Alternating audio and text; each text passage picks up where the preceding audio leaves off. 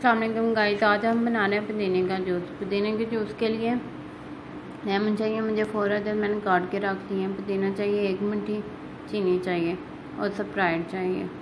चलिए अब बनाना स्टार्ट करते हैं।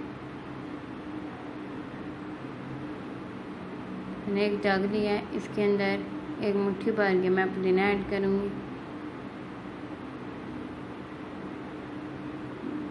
चलें जी, पुदीना हमारा हो गया। ये थोड़ा सा ज़्यादा लग रहा है, मैं थोड़ा सा कम करूँगी। चलें,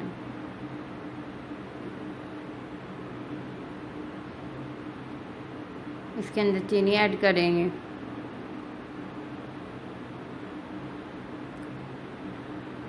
आधी प्याली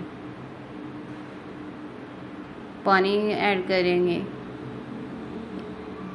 1.5 गिलास या तकरीबन 1 है। अब लेमन का जूस निकालेंगे अंदर। मैंने 4 अदद लेमन लिए थे।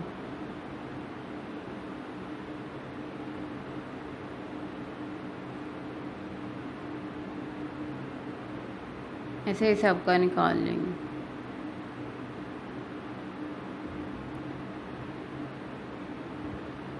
ये हमारा हो गया। थोड़ा हस्बे ज़रूरत नमक ऐड करेंगे।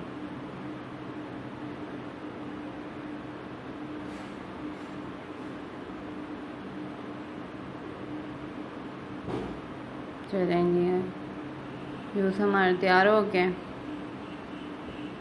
अब इसको छान लेंगे।